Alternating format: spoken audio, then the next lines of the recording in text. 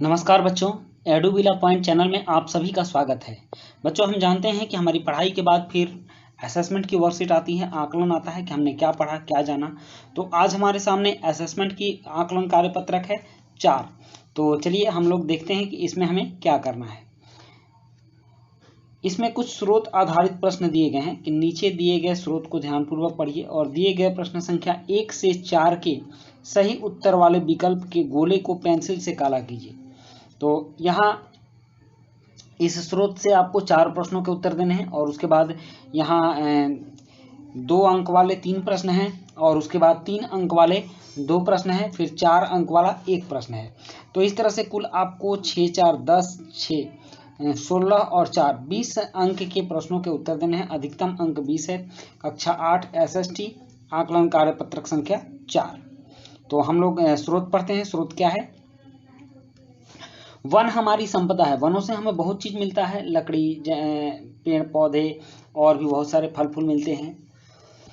और वन पौधे जंतुओं को आश्रय प्रदान करते हैं। वन में जो पौधे होते हैं वो जंतुओं के लिए आश्रय होते हैं। उन पर बहुत सारी चिड़िया घोंसला बनाती है, बंदर, भालू जैसे पौधे उस पर रहते हैं। जंगल हो जाता है तो उसमें जंगली जानवर रहते हैं।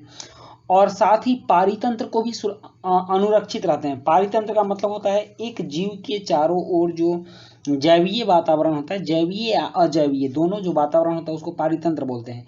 तो उसको भी सुरक्षित रखते हैं। जलवायु में परिवर्तन और मानव हस्तक्षेप के कारण पौधों और जंतुओं के प्राकृतिक आवास नष्ट हो सकते हैं। जलवायु में परिवर्तन हो रहा है, जैसे ग्लोबल वार्मिंग हो रही है, और मानव हस्तक्षेप, मानव जंगल में अंदर तक जाता है या फिर जंगल के बीचों बीच रास्ता बना लेता है, सड़कों का निर्माण होता है, रेलवे का निर्माण होता है, वनों की कटाई होती है। इससे मानवों का जंगल में हस्तक्षेप होता है, जिसके कारण कि जंतुओं के प्राकृतिक आवास नष्ट हो सकते हैं। बहुत सी जातियां असुरक्षित अथवा संकटापन्न हैं और जीव जंतुओं की बहुत सी ऐसी जातियां हैं जो असुरक्षित हैं और संकट की अवस्था में हैं और कुछ लुप्त होने के कगार पर हैं। वनोन्मूलन मतलब वन का उन्मूलन, वनों का नाश, मृदा अपरदन, मिट्टी का कटाव, निर्माण कार्य, दावानल, जंगल के बीच जो आग लगती है उसको दावानल बोलते हैं, और भूस्खलन में से कुछ मानव और प्राकृतिक कारक हैं जो मिलकर इन महत्वपूर्ण प्राकृतिक संसाधनों के लुप्त होने की प्रक्रिया को बढ़ावा देते हैं। तो इस तरह से कुछ प्राकृतिक कार्य हैं और कुछ मानव जनित कार्य हैं जो कि प्रकृति को नुकसान पहुंचाते हैं। आज की मुख्य चिंताओं में से एक अनाधिकार शिकार करने की संख्या का बढ़ना है। मतलब कि लोगों का जंगली जीवों को मारना। तो ये एक ऐसी घटना है जिससे कि लोग जंगल में के जानवरों को परेशान करते हैं, मारते हैं, और उससे कि कुछ खास प्रजातियों की संख्या में तेजी से कमी आई है। पशु खाल, चमड़ा, नाखून, दांत और पंखों के साथ साथ सींगों का एकत्रीकरण मतलब सींग इकट्ठा करना, गैरकानूनी व्यापार के लिए जंतुओं का अनाधिकार शिकार किया गया।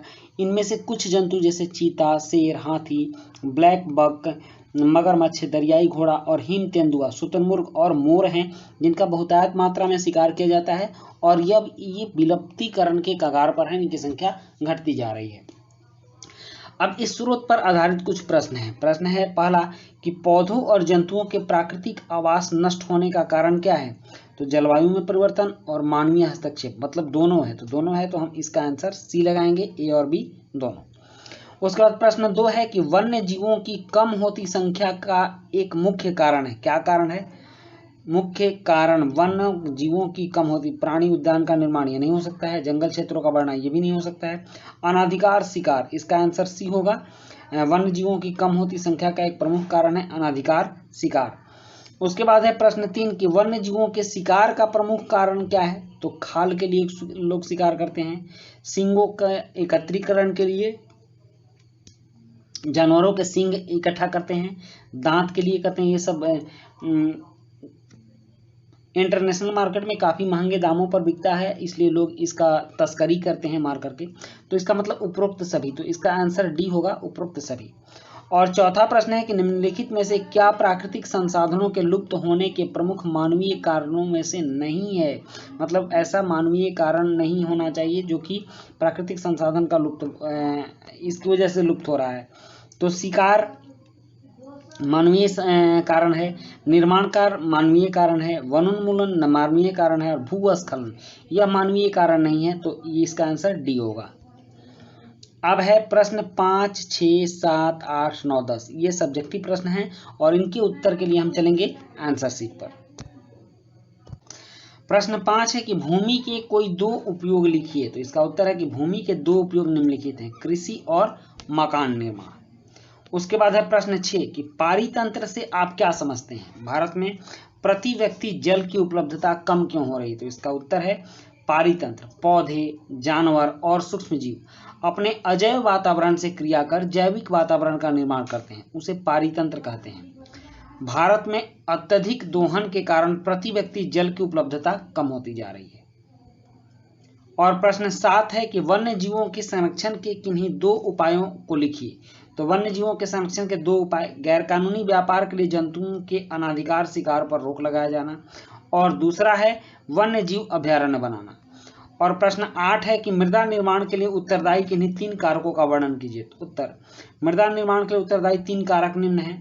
मूल तत्व, उससे भी मृदा निर्माण पता चलता है किस तरह का मूल तत्व है, कैसे तत्व से मिट्टी बनी है, और समय और जलवायु। उसके बाद प्रश्न 9 है जल एक संसाधन है कैसे?